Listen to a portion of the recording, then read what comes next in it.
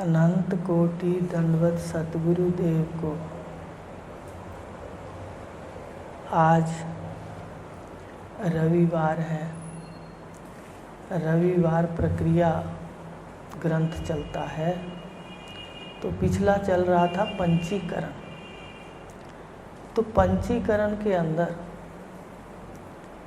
पहले हमने पढ़ा कि व्यवहार जो है वो सारा त्रिपुटियों के अंदर है।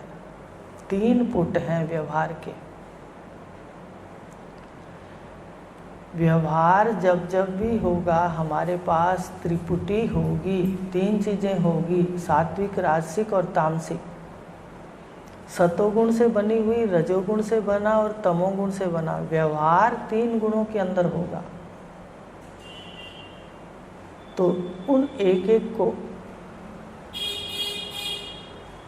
देखा था कि कैसे ज्ञानेंद्रियां, कर्मेंद्रियां और देवता, अध्यात्म इंद्रियां 14, ज्ञानेंद्रियां, कर्मेंद्रियां और अंतःकरण, ये अध्यात्म बतलाया था। इनके आगे विषय हैं जो आदिभूत बतलाए थे, और इनके पीछे, इंद्रियों के पीछे देवता हैं जो आदि देव बतलाए थे। यही बतलाया था। तो व्यवहार एक एक इंद्री का, 14 में से एक एक इंद्री का त्रिपुटी में होगा। इंद्री पहले अपने विषय, जो सामने विषय हैं इंद्रियों के, और पीछे इंद्रियों के देवता हैं। तो एक इंद्री, मान लो उदाहरण है, पिछला दोहरा लेते हैं।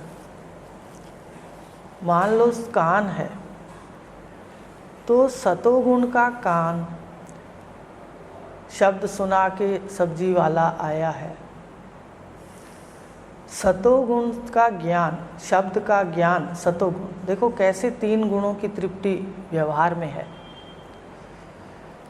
सतोगुण का शब्द, कान से शब्द हुआ ना, कान सतोगुण का। फिर इसको शब्द सुना, वो शब्द तमोगुण का,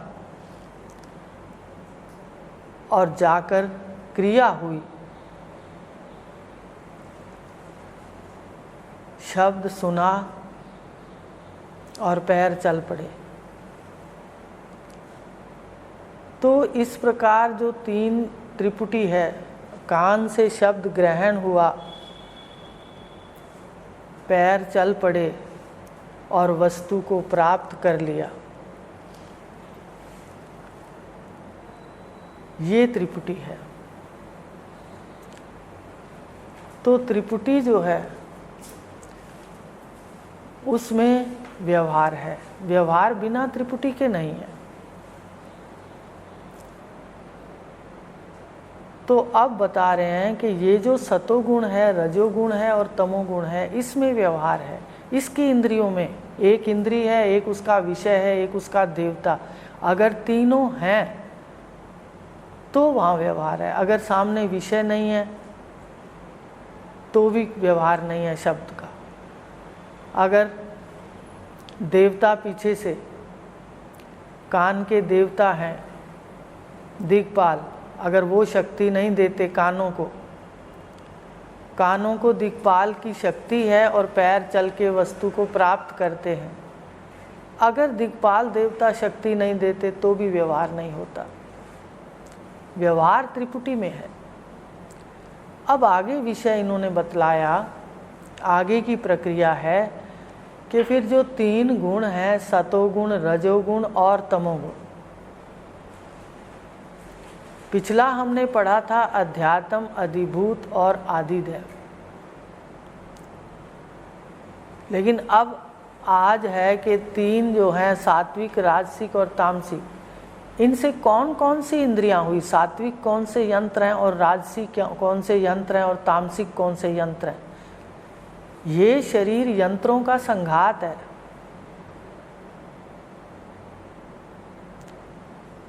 तो सात्विक में आपको बताया था कि सतोगुण में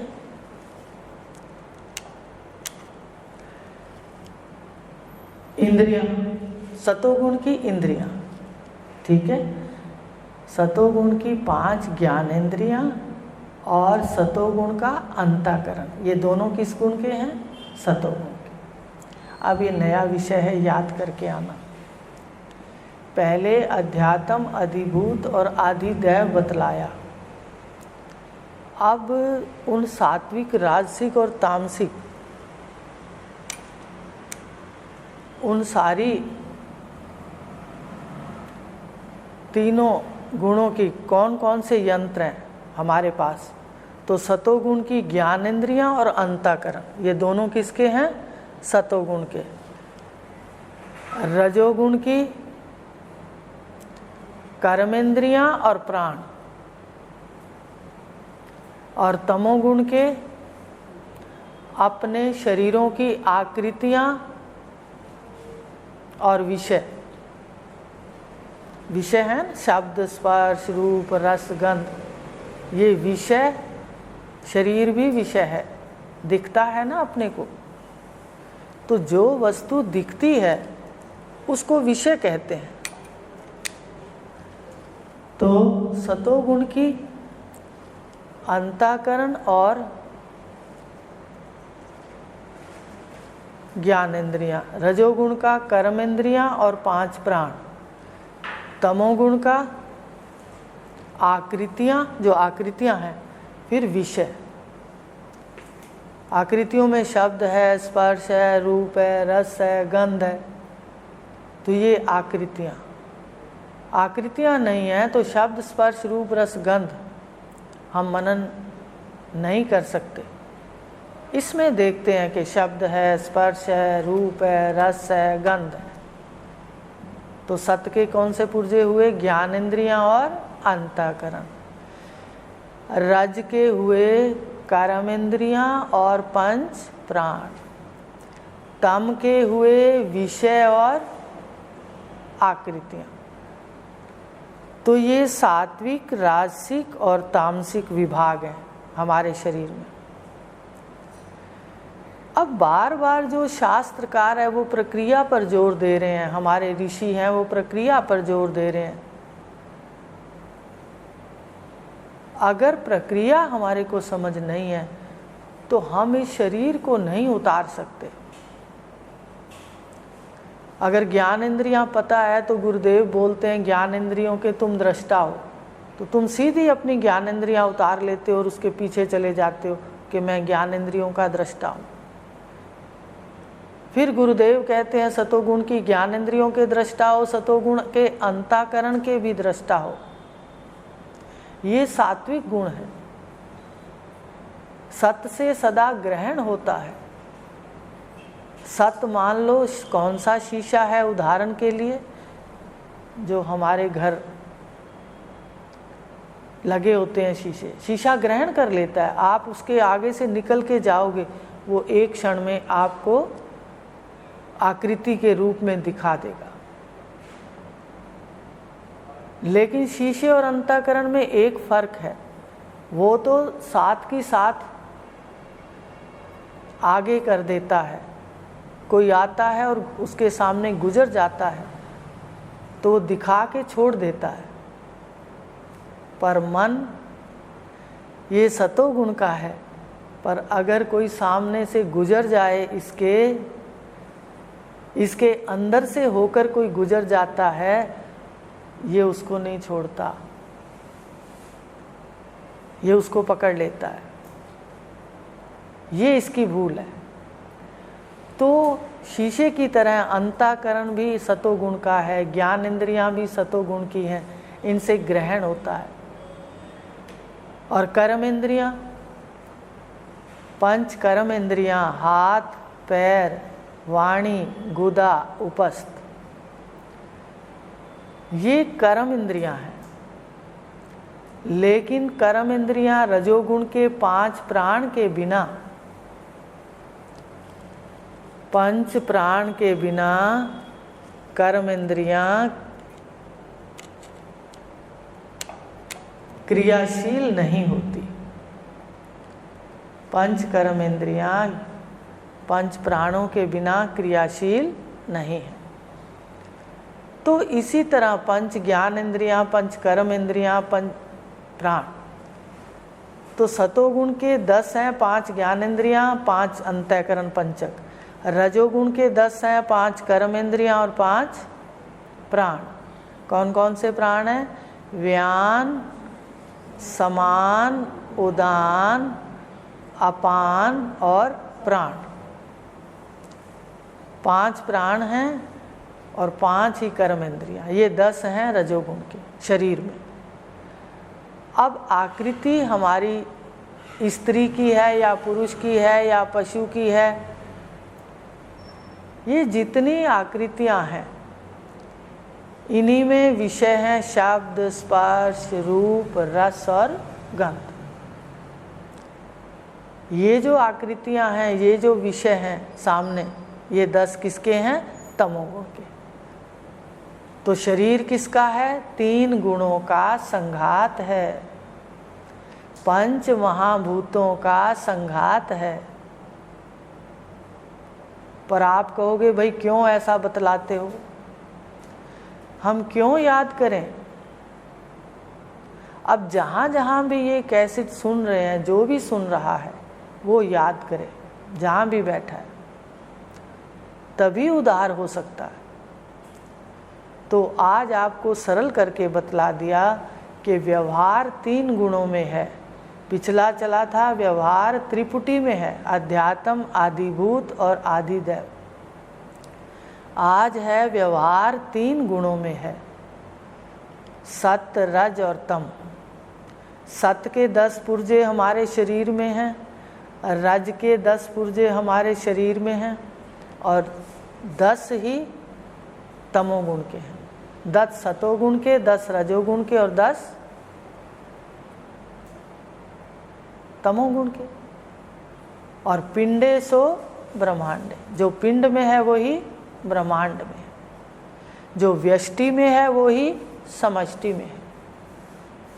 इसलिए सबके अंदर यही है। तो आप कहोगे क्यों बतलाया, ये इतना क्यों याद कराते हैं?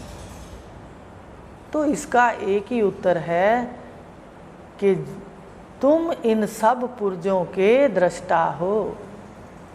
अपनी सीट पे बैठना है अपने को सारा दिन। ये व्यवहार अल्प समय का है, मध्यकाल की प्रतीति है। शरीर की उत्पत्ति, लय, उत्पत्ति तो सामने है, लय भी है। उसके बीच के अंदर जो है ये लाभ उठा लो। ज्ञान है तो लाभ उठाओगे, नहीं तो शरीर की सेवा में और अपनों की ममता में ही जीवन बीत जाएगा। तभी अधोगति है, क्योंकि मनुष्य शरीर में किया नहीं कुछ अच्छा, तो उधर हुए नहीं। तो बता रहे हैं गुरुदेव कि आज हमें जाके देखना है सतोगुण के 10 जो पुर्जे बतलाए, यंत्र बतलाए, मैं इन सतोगुण के पुर्जों का साक्षी हूँ। ज्ञान इंद्रियों से शब्द, स्पर्श, रूप, रस, गंध ग्रहण होता है, मैं इसको देखता हूँ। रूप ग्रहण हुआ बाहर से, आँख से, वो मन के अंदर जाता है। पहले मन जंक्शन है। जितना भी विषय की गाड़ियां हैं वो मन से होके गुजरती हैं, लेकिन वो मन के अंदर रुक जाती हैं, तो वहाँ ट्रैफिक जाम हो जाता है, तब हमें घुटन होती है। इसलिए मन में जो आता है उसको साक्षी रूप होकर के देखो और उसको जाने दो, ताकि मन घुटन में ना आए। सतोगुण की इंद्रियों से ग्रहण होता है और उसके बाद मन बुद्धि से ग्रहण होता है, पर मैं इसको देखता हूँ। अभी उदाहरण दिया कि रूप नेत्रों से ग्रहण हुआ, मन तक गया, आपने मन में देखा, अच्छा लगा या बुरा लगा। अच्छा बुरा कौन दिखाता है? नेत्र नहीं दिखाता। देखो हर पुर्जा अपना अपना काम करता है, कमाल है। कभी बैठती हूँ तो आता है कैसे गुरुदेव मिले और एक एक चीज़ को खोल दिया। आज हम चाहें तो अपने अच्छे कर्म बना के कर्मों से अतीत हो सकते हैं, कर्मातीत अपना स्वरूप है, वहाँ बैठ सकते हैं। कितनी बड़ी कृपा है, ऐसे तत्वज्ञ पुरुष मिल जाएं बताने वाले। कहाँ किसको पता है कि पुर्जे काम कर रहे हैं, तुम दृष्टा हो। सतोगुण की ज्ञान इंद्रियों से ग्रहण होता है। घर में एक एक इंद्री का देखना, कान से शब्द ग्रहण हुआ, कहाँ जाता है? पहले मन में जाता है, पहले मन देखता है अच्छा है शब्द या सुहाया मुझे या नहीं सुहाया। मुझे का मतलब मन वाला, मन को। लेकिन तुम क्या हो? शब्द के साक्षी हो। रूप भी मन में आता है, तुम उस रूप के भी साक्षी हो। रस भी मन में आता है इंद्री के द्वारा, उसके भी तुम साक्षी हो। नासिका से गंध ग्रहण होता है, मन तक आता है, उसको भी तुम देखते हो गंध कैसी है, अच्छी है या बुरी है। तो इसका मतलब ज्ञान इंद्रियों, सतोगुण की ज्ञान इंद्रियों से ग्रहण हुआ और वो सतोगुण के अंतःकरण तक गया। तुमने कुछ नहीं किया, तुमने केवल उसको देखा। मैंने केवल उसको देखा। अच्छा बुरा भी मन का काम है, आपका नहीं है। अब 5 ज्ञान इंद्रियों के और 5 अंतःकरण, जो अंतःकरण पंचक है, उनको हमने देखना है कि जितना भी इंद्रियों का व्यवहार है वो मन से होके गुजरता है और मैं उस मन के पीछे मन का साक्षी हूँ, इंद्रियों के विषयों का साक्षी हूँ, इंद्रियों का भी साक्षी हूँ। इंद्रियां सही काम कर रही हैं, ज्ञान इंद्रियां नहीं कर रही, मैं उसका क्या हूँ? साक्षी। ऐसी कर्म इंद्रियां हैं, कार्य हो रहा है, वाणी बोल रही है। कई बार आप देखते होंगे कि कोई शब्द वाणी से बोलते हैं, बाद में आता है क्यों कहा उसको, आता है कभी कभी। इसका मतलब वाणी के भी तुम देखने वाले हो, दृष्टा हो। वाणी भी मन से होके गुजरती है, हाथों का स्पर्श भी मन से होके गुजरता है, सारी गाड़ियाँ विषयों की मन से होके गुजरती हैं। अगर ज्ञान नहीं तो मन में बंद है, और अगर ज्ञान है तो आप उसको बाहर कर देते कि मैं उसका दृष्टा हूँ। तो कर्म इंद्रियों, 5 कर्म इंद्रियों के विषय ये भी मन से होके गुजरते हैं, और तुम इन शब्द लेने देने के, आने जाने के, वाणी के बोलने के भी साक्षी हो। लेकिन जितना भी अच्छे बुरे का स्थान है वो मन है, तुम नहीं। आज इसका मनन करना है।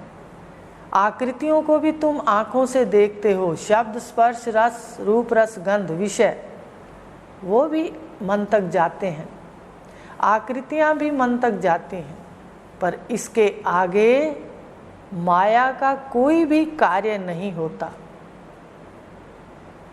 माया जितनी भी है ये अपनी बिरादरी में ही बरतती है, याद रखना, और चेतन अपने आप में बरतता है। ये बड़ा ध्यान देने की बात है। एक दूसरे के कार्य में हस्तक्षेप नहीं है। माया जितनी भी है, सारी सृष्टि माया, शरीर, तो जितने शरीर के कार्य हैं ये अपने लिए होते हैं, आत्मा के लिए नहीं होते। ध्यान से देखो, शरीर से होते हैं सब कार्य। दुकान करते हो, सर्विस करते हो, खाना बनाते हो, शरीर से। किसके लिए? आत्मा के लिए। शरीर से शरीर के लिए, और बनाते भी किस में हो? शरीर में। शरीर में बैठ के बनाते हो ना। देखो, शरीर से शरीर के लिए,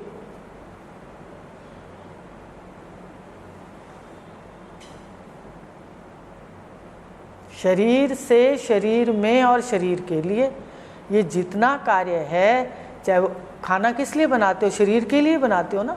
शरीर से शरीर में शरीर के लिए। तो इस प्रकार सारा कार्य शरीर से बैठ के होता है, और फिर शरीर में ही सारा कार्य संभव है, शरीर नहीं है तो नहीं होता। शरीर से शरीर में और शरीर के लिए। और जो ज्ञान है ये देख लीजिए, आत्मा में, आत्मा से आत्मा के लिए। ज्ञान किसके लिए बताइए? अपने आप में बैठ के अपने आप के लिए। और किसको जान रहे हो? अपने आप को। अपने आप से अपने आप में अपने आप को, अपने आप से अपने आप में अपने आप को। तो माया की पहुंच नहीं है कि आत्मा को के स्थान पर चली जाए। मन के पीछे माया नहीं जा सकती। मन तक, शून्य तक माया का खेल है। ये मन रात को शून्य हो जाता है सुषुप्ति में, बस यहाँ तक माया है। आप माया के सुषुप्ति के साक्षी हो, शून्य के साक्षी हो, ब्रह्मांड के प्रलय के साक्षी हो, आप साक्षी हो। तो आज देख के आना, त्रिपुटी के साथ साथ उनको याद करना, त्रिपुटी को अच्छी तरह, और सात्विक, राजसिक और तामसिक इन पुर्जों को अलग अलग कर लेना। देह पुर्जों का संघात है। मैं सतोगुण के जितने भी पुर्जे हैं उनका भी दृष्टा हूँ, साक्षी हूँ। रजोगुण के जितने पुर्जे हैं उनका भी साक्षी हूँ, दृष्टा हूँ। और तमोगुण के जितने पुर्जे हैं मैं उनका भी दृष्टा हूँ, साक्षी हूँ। ये मैं नहीं, ये मेरे नहीं, ये पंचभूत और 3 गुणों के हैं, मैं इसका साक्षी हूँ। तो ये अपने को याद करके आना है, तब शरीर एकदम अलग अलग दिखेगा। पहले पुर्जे याद करने हैं, आज का ये काम है, इतना ही देंगे। और तो इससे ज़्यादा नया नहीं दे सकते, ना ही याद होता है इतना और ना ही सुना जाता है। आप ध्यान से देखो कितनी सुंदर प्रथा है हमारे गुरुदेव की। आधा घंटे से ज़्यादा श्रवण नहीं होता और एकाग्र वृत्ति से ज़्यादा देर नहीं होता। इसलिए आज एक ही प्रक्रिया है, 3 गुणों के पुर्जों का भी मैं साक्षी हूँ। पिछला था त्रिपुटी का व्यवहार, त्रिपुटी में है अध्यात्म, अधिभूत, अधिदैव, मैं उनका भी साक्षी हूँ, दृष्टा हूँ, चेतन जानने वाला हूँ, ज्ञान स्वरूप। जानना और देखना इन पुर्जों में मेरा है। हरिओम शांति।